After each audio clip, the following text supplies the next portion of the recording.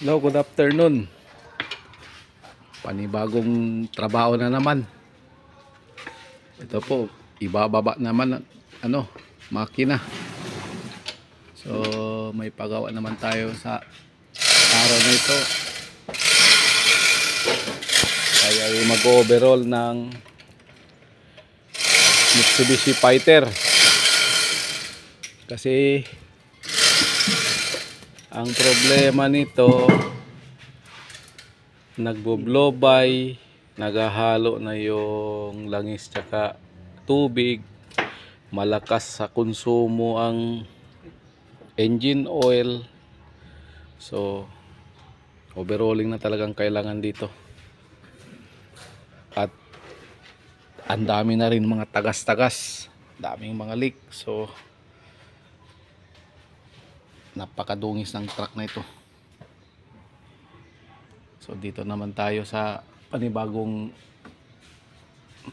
gawain natin. Natapos na yung isa, ngayon mayroon na naman. So ganito lang trabaho namin.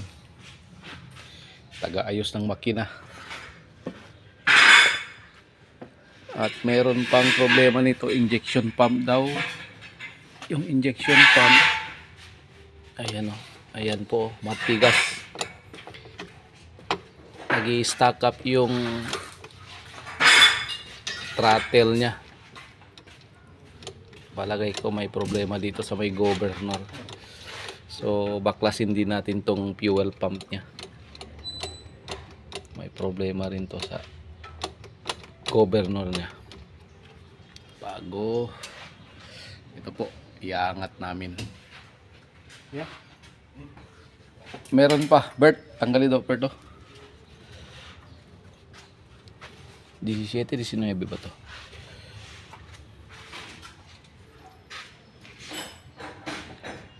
So, Mitsubishi, anong makina nito? Engine nya ay, ayun, kitang-kita, 6D14.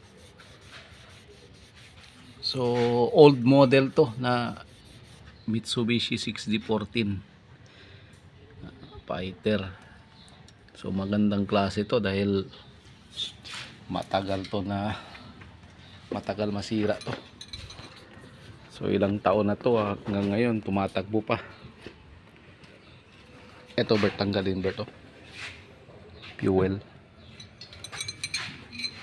Yan po, mga tao po na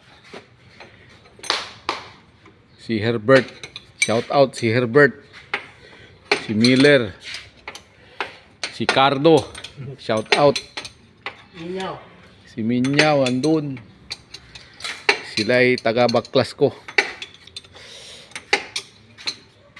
So ganito lang ang trabaho namin, taga ayos. So hanggang dito na siguro video ko, at abangan nyo na lang yung pagbaklas nito dahil i-overall namin to.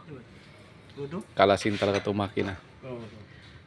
So hanggang dito na lang, at good afternoon at God bless po sa work natin. Salamat po.